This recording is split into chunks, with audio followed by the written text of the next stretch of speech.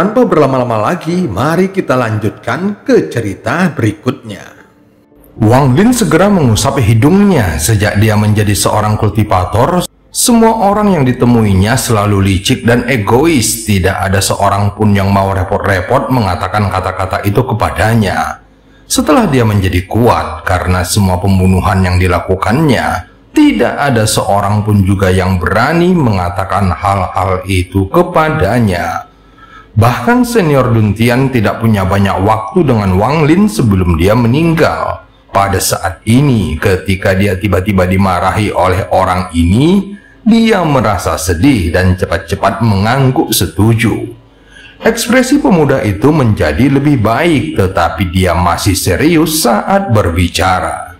Jika kamu memiliki masalah dengan kultivasimu, kamu dapat datang dan bertanya kepadaku. Ingat satu hal, tidak memiliki bakat tidaklah menakutkan. Yang menakutkan adalah kemalasan. Kita para kultivator berjalan melawan surga. Kita tidak dapat menenangkan hati dan tubuh kita. Jika kita melakukannya, bagaimana kita dapat berjalan melawan surga untuk berkultivasi? Masuklah ke dalam, cepatlah berkultivasi. Kalau ada yang kenal Wang Lin dan melihat kejadian ini, mereka pasti akan tercengang. Senyum masam Wang Lin semakin lebar saat memasuki gerbang. Dia berbalik untuk melihat pemuda itu. Dari belakang, pemuda itu tampak agak kurus dan pakaian besar di tubuhnya tampak tidak seimbang. Pada saat itu, angin sepoi-sepoi bertiup. Angin itu mengangkat rambut pemuda itu dan tanpa sadar, dia menggerakkan rambutnya ke belakang telinganya. Dia tampaknya menyadari tatapan Wang Lin. Dia menoleh untuk melihat Wang Lin sebelum berbalik dan tidak lagi memperdulikannya. Pemuda ini adalah seorang wanita yang menyamar dengan pakaian pria. Wajahnya ditutupi dengan mantra. Wang Lin sudah mengetahuinya sejak kemarin, tetapi mengenai penampilan yang sebenarnya, Wang Lin tidak bisa melihat mantra itu. Setelah kembali ke dalam rumahnya, Wang Lin duduk dalam posisi lotus. Dia menepuk tas penyimpanannya dan 1000 batu giok surgawi langsung berterbangan keluar. Tangannya membentuk segel dan memancarkan beberapa sinar cahaya ke arah sejumlah besar batu giok surgawi. Energi spiritual surgawi yang kaya segera tertahan di area sekitar Wang Lin tanpa ada yang bocor keluar. Wang Lin memejamkan mata dan mulai berkultivasi. Aliran energi spiritual surgawi memasuki tubuhnya dan perlahan-lahan mengalir ke dalam tubuhnya. Waktu berlalu dengan lambat. 3 hari kemudian, Wang Lin membuka matanya. 1000 batu giok surgawi di sekujur tubuhnya telah berubah menjadi debu dan menghilang. Dia segera membuka matanya dan melihat ke sekeliling. Masih belum cukup. Kultivasi Ascendant sama sekali tidak dapat dibandingkan dengan transformasi jiwa. Dulu pada tahap transformasi jiwa, aku masih dapat menanggung biayanya. Tetapi sekarang pada tahap Ascendant, jumlah energi spiritual surgawi yang dibutuhkan terlalu besar. Bahkan dengan 200.000 batu giok surgawi dari keluarga Sun, aku tetap tidak akan mampu mencapai tahap tengah Ascendant. Sedangkan untuk tahap akhir, jumlah yang dibutuhkan tidak akan terbayangkan. Ada juga puncak tahap Ascendant dan menerobos ke tahap Yin dan Yang. Alis Wang Lin berkerut erat saat memikirkannya. Ini adalah sesuatu yang tidak dia pahami. Batu giok surgawi sudah sangat langka, dan para kultivator transformasi jiwa perlu menggunakannya setiap hari. Seiring berlalunya waktu, sejumlah besar batu giok surgawi akan terus dikonsumsi. Alam surgawi sudah hilang, jadi dari mana semua batu giok surgawi ini berasal? Wang Lin telah memikirkan hal ini sebelumnya, tetapi tidak dapat memperoleh jawaban apapun. Apalagi ini baru langkah pertama kultivasi, tetapi membutuhkan sejumlah besar batu giok surgawi.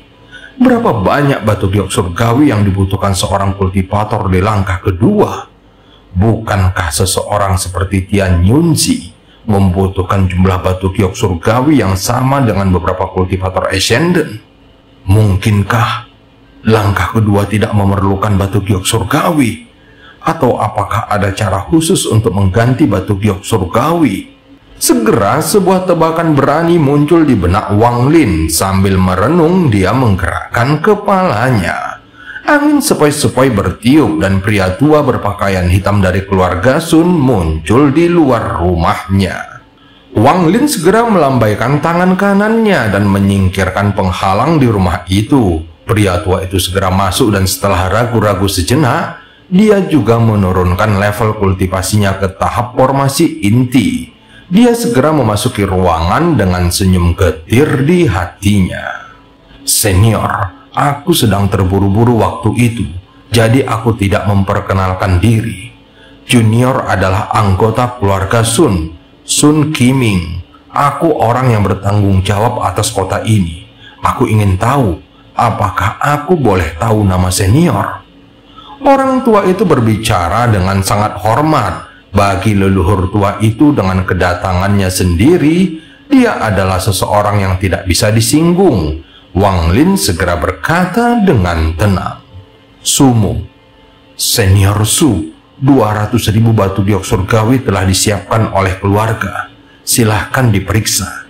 Sun Qiming segera mengeluarkan sekantong barang. Sun Qiming tidak bisa menahan diri untuk tidak mendesah saat melihatnya. 200.000 batu giok surgawi diberikan begitu saja oleh leluhur tua mereka. Hal ini segera menunjukkan betapa tidak normalnya kekuatan Wang Lin. Setelah mengambil tas itu, Wang Lin tidak memeriksanya. Dia percaya bahwa rekan sesama kultivator Ascendant dari keluarga Sun tidak akan mencoba menipunya dalam hal ini. Setelah pria tua itu menyerahkan tas berisi barang-barang, dia segera berkata, Senior tenang saja. Junior sudah memberi perintah untuk memastikan masalah kemarin tidak menyebar. Tidak seorang pun tahu bahwa Junior datang ke sini hari ini. Jadi tidak ada yang akan mengganggu kultivasi senior. Selain itu, jika senior ingin berkultivasi secara tertutup, ada tempat yang lebih baik di kota ini. Mendengar niat baiknya, Wang Lin berkata dengan tenang, Tidak perlu, kamu bisa pergi. Orang tua itu dengan cepat dan hormat mundur. Setelah ragu-ragu sebentar, dia berbicara lagi. Senior, dalam 7 hari, Paviliun harta karun keluarga Ran akan mengadakan lelang. Di dalamnya akan ada pil dewa palsu peringkat 8. Tatapan mata Wang Lin dengan dingin menyapunya. Sun Qiming langsung gemetar dan menelan bagian akhir kalimatnya. Ruangan itu benar-benar sunyi dan waktu berlalu begitu saja. Namun bagi Sun Qiming, waktu terasa sangat lama. Seolah-olah setiap tarikan nafas berlangsung selama 1 tahun.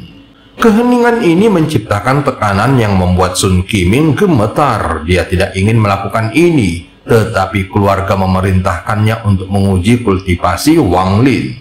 Jadi dia harus menelan pil itu dan mengajukan pertanyaan. Namun ada sedikit harapan di hatinya bahwa keheningan ini bukan karena senior Sumu melihat kata-katanya, tetapi tergoda oleh pil dewa palsu peringkat 8. Tak lama kemudian, Wang Lin perlahan membuka mulutnya. Bawa ke sini. Wajah Sun Qiming pucat saat dia menatap Wang Lin. Dia segera bereaksi dan mengeluarkan token merah lalu berbisik. Ini adalah token untuk pelelangan. Senior bisa pergi ke sana. Setelah menerima token, Wang Lin menutup matanya. Sun Qiming segera meninggalkan rumah dan menghela napas lega. Keringat dingin telah membasahi pakaiannya dan pada saat ini, kata-kata dingin Wang Lin memasuki telinganya. Tidak akan ada kali kedua. Ekspresi Sun Qiming tiba-tiba menjadi pucat. Dia segera berbalik dan membungkuk hormat sebelum menghilang tertiup angin. Di bagian kota yang terpencil, dia muncul kembali dan menyeka keringat dingin di dahinya. Saat kata-kata Wang Lin memasuki telinganya, dia tahu bahwa semua pikirannya telah diketahui olehnya. Tingkat rencana licik seperti ini membuatnya sangat ketakutan. Dia bertindak sesuai dengan apa yang dikatakan oleh keluarga kepadanya dan menggunakan pil dewa palsu peringkat 8 untuk menguji Wang Lin. Jika Wang Lin mengambil token tersebut, maka itu berarti Wang Lin kemungkinan besar adalah seorang kultivator Ascendant. Jika Wang Lin tidak tergoda, dia harus mengevakuasi semua anggota keluarganya ke dalam kota tanpa penjelasan apapun. Dia sudah mendapat jawabannya sekarang, tetapi hatinya masih gelisah. Pil tingkat 8.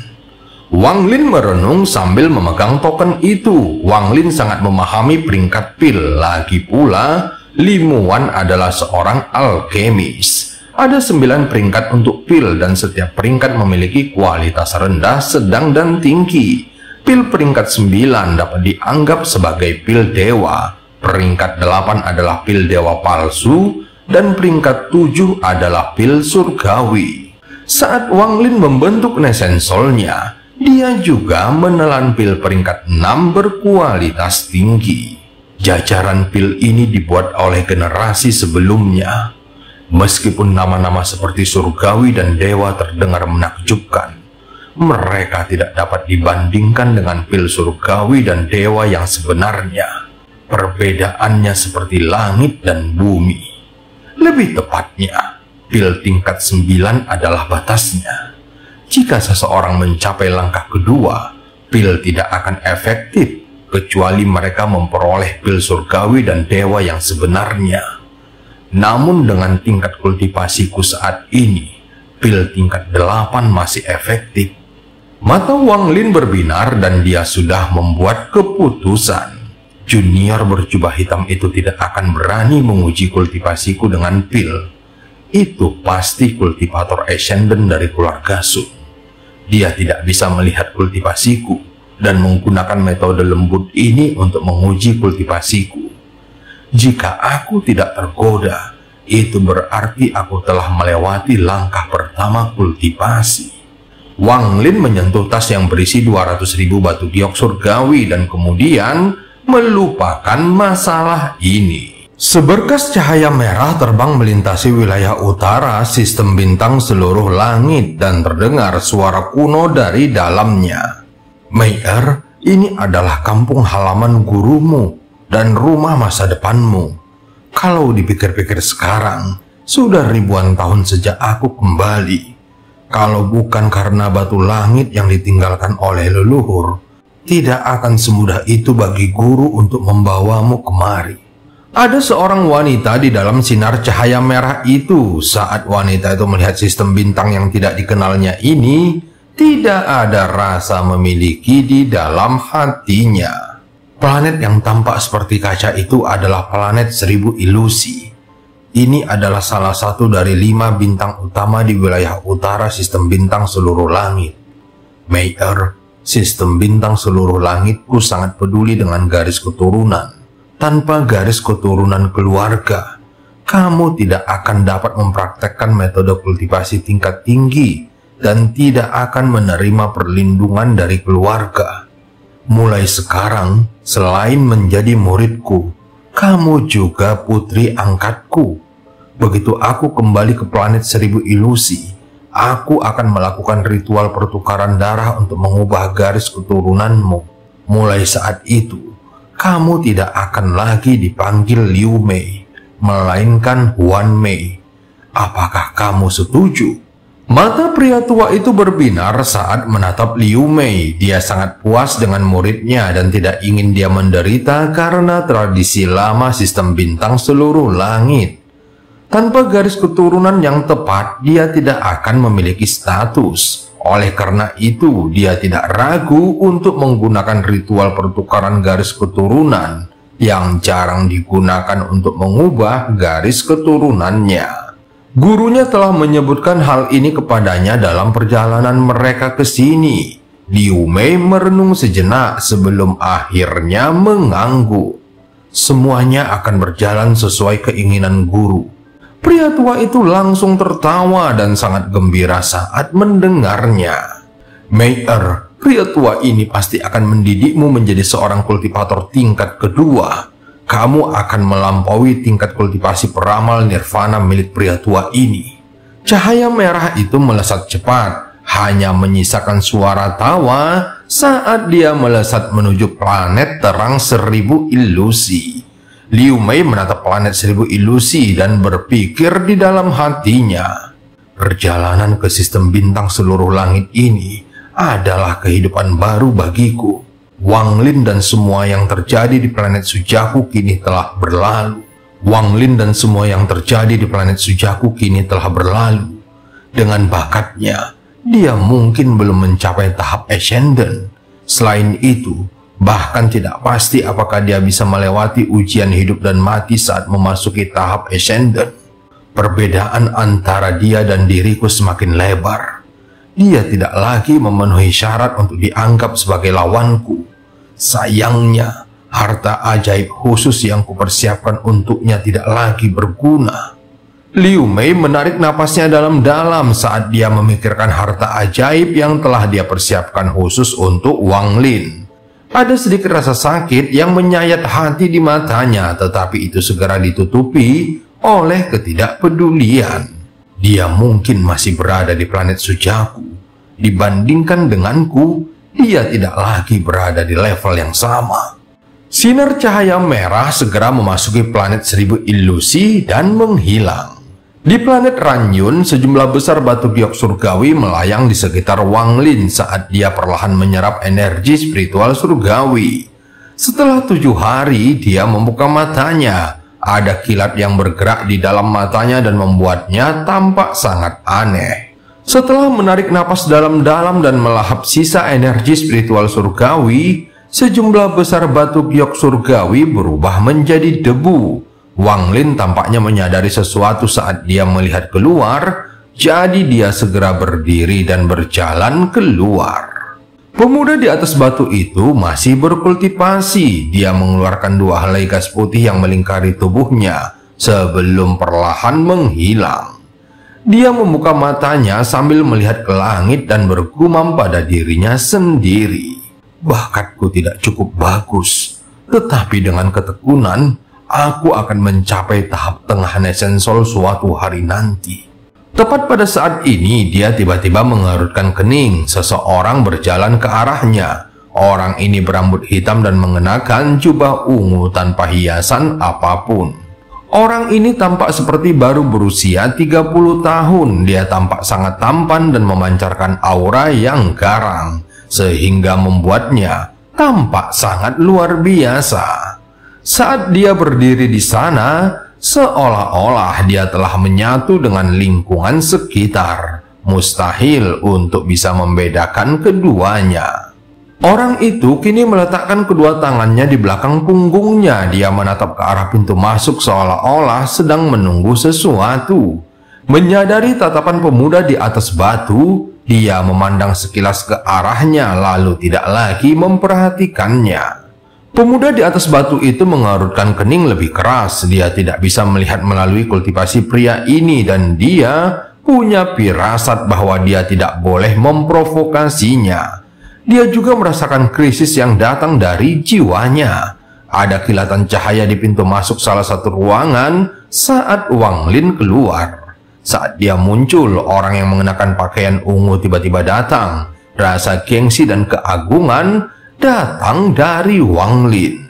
Sedikit isyarat niat bertarung samar-samar terpancar dari pria berbaju ungu itu, tetapi dia dengan paksa menekannya. Selain Wang Lin, tidak ada seorang pun yang dapat mendeteksinya.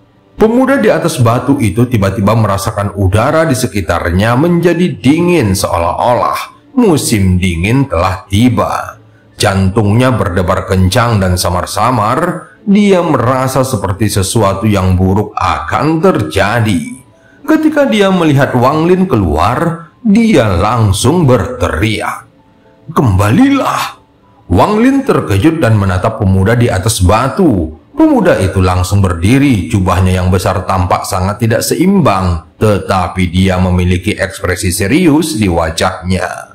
Dalam beberapa langkah, dia tiba di titik kendali formasi. Dia segera berkata dengan tergesa-gesa, "Untuk apa kamu berdiri di sana? Kembalilah. Orang ini jelas ada di sini untuk membuat masalah untukmu. Aku yang bertanggung jawab atas formasi di sini, jadi aku akan menjagamu tetap aman." Sambil berbicara, dia menampar tas penyimpanannya dan sebuah batu giok muncul di tangannya. Wang Lin dengan hati-hati menatap pemuda itu dan berkata, "Kamu bukan tandingannya." Pemuda itu mengerutkan kening lagi. Dia segera mengangkat batu giok itu dan berkata, "Kamu tidak perlu khawatir tentang ini. Jika kamu berisi keras keluar, maka aku tidak akan membantu masalah ini." Wang Lin tertegun saat mendengarnya. Dia mundur 2 langkah dan kembali ke dalam formasi.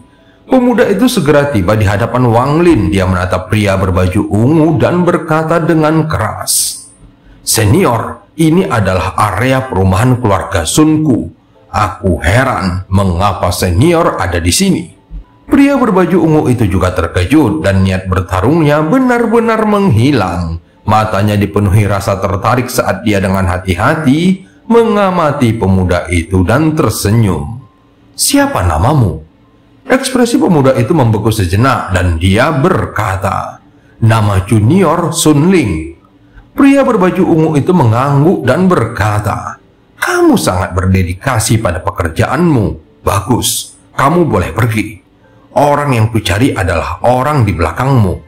Ekspresi pemuda itu langsung berubah dan dia berkata dengan tegas, "Senior, jika dia meninggalkan area ini, maka junior tidak akan melakukan apapun.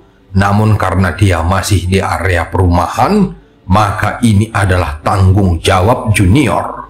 Pria berbaju ungu itu mengerutkan kening dan menatap pemuda itu dengan dingin. Kemudian tatapannya melewati pemuda itu dan tertuju pada Wang Lin. Satu tatapan mata membuat tubuh Sun Ling gemetar. Tiba-tiba dia merasa bahwa orang yang berdiri di hadapannya bukanlah seorang kultivator, melainkan seekor binatang purba.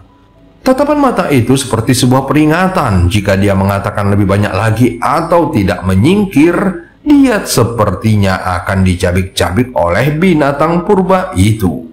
Ekspresi Wang Lin masih tenang. Dia sama sekali tidak peduli dengan tatapan pria itu. Jiwa asal Sun Ling bergetar, tetapi dia masih berdiri kokoh di hadapan Wang Lin. Wang Lin menatap punggung Sun Ling dan mulai merenung. Sun Ling menarik napas dalam-dalam dan menggertakkan giginya.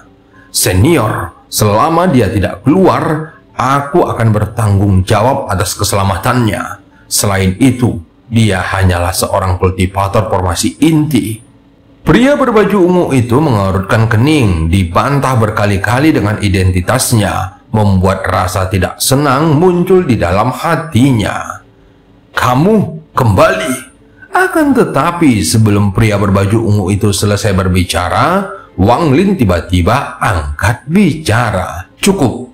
Ekspresi Wang Lin tenang saat dia berjalan keluar dari formasi di pintu masuk. Begitu dia keluar, Sun Ling langsung berkata, "Kenapa kamu pergi? Kembalilah." Dia hendak menghancurkan batu giok di tangannya. Batu giok ini akan mengirimkan pesan, namun Wang Lin berbalik. Dia segera tersenyum tipis dan berkata dengan lembut, "Tidak masalah." Setelah itu, Wang Lin berjalan ke arah pria berbaju ungu.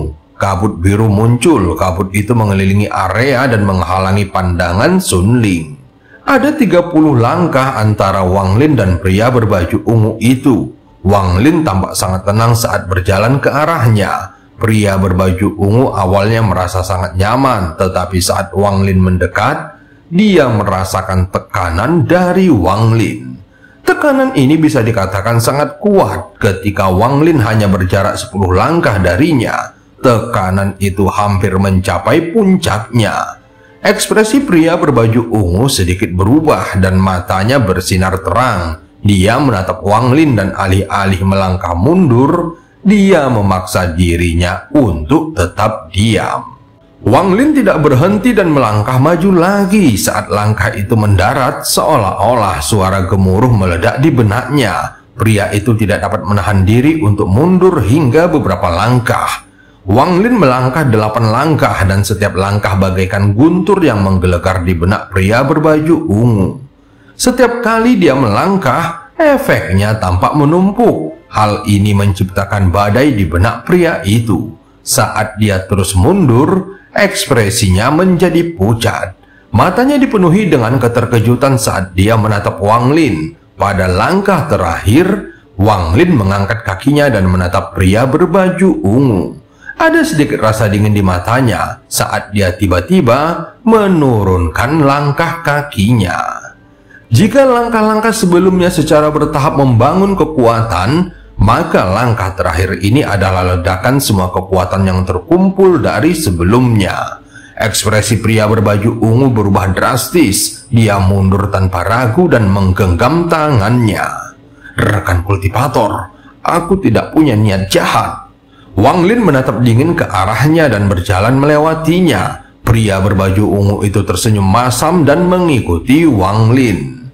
Ketika kabut biru menghilang, tidak ada jejak apapun yang terjadi. Sun Ling tidak merasakan apa yang terjadi di dalam kabut. Dia segera menghela nafas dan duduk dalam posisi lotus di atas batu sekali lagi. Akan sangat sulit baginya untuk hidup setelah dibawa pergi oleh senior itu. Sun Ling merasa takut sejenak sebelum menutup matanya dan kembali berkultivasi. Setelah mencapai bagian utara kota, Wang Lin berjalan santai menuju pavilion harta karun di sisi timur. Pria berbaju ungu itu tersenyum kecut dan mulai berbicara. Rekan kultivator Su, namaku Sun Si. Aku tidak punya niat jahat sebelumnya. Karena statusnya, dia biasanya tidak akan pernah berbicara pada seseorang dengan tingkat kultivasi yang sama seperti dirinya seperti ini. Namun ketika dia mengujinya sebelumnya, dia merasa kultivasi sumu ini terlalu misterius dan dia tidak dapat melihat petunjuk apapun. Ini bukanlah bagian terpenting. Dia merasakan rasa percaya diri dan niat membunuh yang kuat dari Wang Lin. Aura ini hanya bisa datang dari seseorang yang telah membunuh seseorang dengan tingkat kultivasi yang sama. Dan tidak hanya sekali. Ini adalah satu-satunya cara untuk mendapatkan aura kepercayaan diri seperti ini. Sun Si adalah salah satu dari 3 kultivator Ascendant di planet Ranyun. Dia adalah leluhur tua keluarga Sun, seorang kultivator Ascendant tahap awal. Setelah menyelesaikan kultivasinya di dasar laut, dia bergegas ke kota ini. Saat berikutnya, Wang Lin segera berkata dengan tenang, "Aku sudah memperingatkanmu sebelumnya." Di dalam hatinya, meskipun Sun Si berada pada level kultivasi yang sama dengannya, namun dia tidak menganggapnya setara. Faktanya, Wang Lin tidak menganggap kultivator manapun di planet Ranyun sebagai ancaman. Terlebih lagi, Sun Si ini datang bahkan setelah mendengar peringatannya, yang berarti Sun Si datang memang untuk meminta bantuannya. Meski begitu, Sun Si perlu dihukum atau akan ada lebih banyak masalah di masa depan. Karena itulah, nada bicara Wang Lin sama sekali tidak sopan.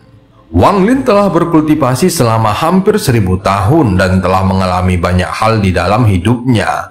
Seringkali ketika kita memperlakukan seseorang seperti manusia, mereka akan memperlakukan kita seperti orang lemah. Namun jika kita memperlakukan mereka seperti orang lemah, mereka akan memperlakukan kita seperti orang kuat. Hal ini sama dengan anak-anak di desa Wang Lin. Mereka yang menunjukkan kelemahan akan diganggu. Mereka yang pintar akan menunjukkan kekuatannya. Jadi anak-anak lain jarang memprovokasi mereka. Hal yang sama terjadi pada keluarga Wang Lin saat itu. Yang kuat dan yang lemah tidak akan pernah setara. Perbedaannya seluas langit dan bumi. Ini adalah jenis mentalitas. Dan cerita pun berakhir. Sampai ketemu di part selanjutnya.